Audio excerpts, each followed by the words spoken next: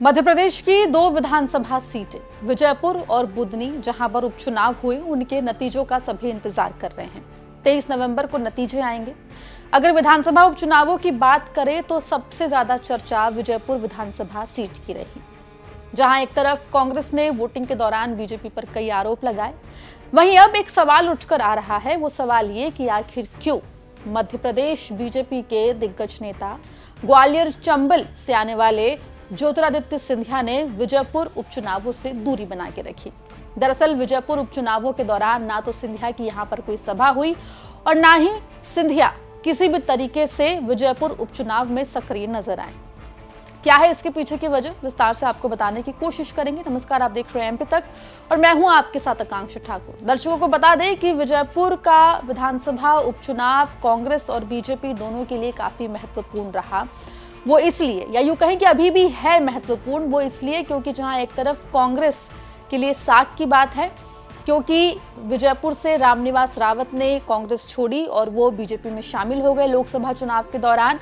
और उसके बाद ना सिर्फ उन्होंने चुनाव लड़ा है उपचुनाव, बल्कि आपको ये भी बता दें कि वो मोहन कैबिनेट में मंत्री भी बनाए गए हैं। वहीं बीजेपी के लिए भी काफी महत्वपूर्ण है ये चुनाव, क्योंकि मोहन कैबिनेट में शामिल किए जाने के बाद अगर रामनिवास रावत को जनता नकार देती है तो ऐसे में बीजेपी के ऊपर भी कई सारे सवाल उठेंगे। लेकिन इन सब के बीच में अब नाम ज्योतिरादित्य सिंधिया का बीच में आ रहा है। वजह यह है कि पूरे उपचुनाव के दौरान ग्वालियर चंबल क्षेत्र में ही विजयपुर विधानसभा आती है और ग्वालियर चंबल क्षेत्र में आने के बावजूद भी ज्योतिरादित्य सिंधिया ने विजयपुर के उपचुनावों से दूरी बना के रखी।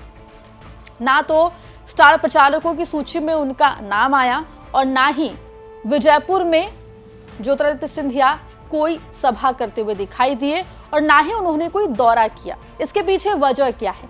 दरअसल माना यह जा रहा है कि 2020 में जब सिंधिया ने कांग्रेस छोड़ी थी, अपने समर्थकों के साथ बीजेपी में गए थे, तब रामनिवास रावत के पास भी ये ऑफर था। आपको बता दें कि रामनिवास रावत सिंधिया के करीबी माने जाते रहे हैं।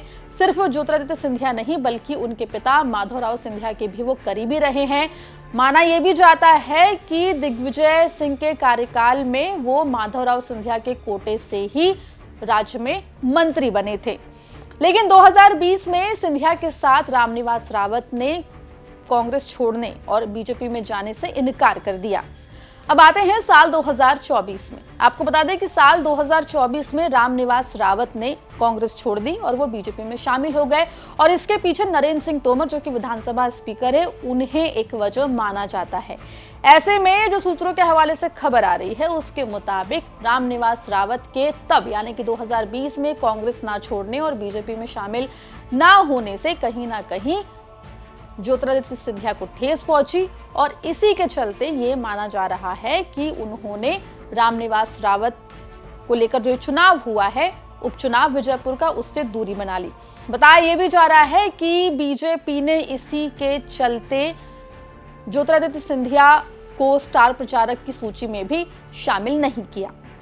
वहीं आपको बता दें कि मध्य प्रदेश में दल बदल की राजनीति की शुरुआत एक तरीके से ग्वालियर चंबल से ही देखने को मिली थी, जब 2020 में सिंधिया अपने समर्थकों के साथ कांग्रेस छोड़कर बीजेपी में शामिल हो गए थे। एक बार फिर रामनिवास रावत ने इसी राजनीति के तहत कांग्रेस छोड़ी और वो बीजेपी में चले गए हैं। हालांकि उनके पूरे उपचुनाव प्रचार के दौरान सिंधिया की दूरी क्या रामनिवास रावत के लिए मुसीबत पैदा कर सकती है? क्या बीजेपी के लिए सिंधिया को इस पूरे उपचुनाव से दूर रखना चिंताजनक हो सकता है? ये तो नतीजों के दिन पता चलेगा, जिसका इंतजार सभी कर रहे हैं। लेकिन फिलहाल चर्चाओं का बाजार गर्म है और लोग यही समझने की कोशिश कर रहे हैं कि आखिर इतने महत्वपूर्ण चुनाव से बीजेपी ने अपने सबसे बड़े नेता ज्योतिरादित्य सिंधिया को दूर क्यों रखा। रिपोर्ट पर क्या राय है, कमेंट सेक्शन में जरूर लिख के बताएं। मध्य प्रदेश जुड़ी तमाम खबरों के लिए बने रहिए एमपी तक के साथ।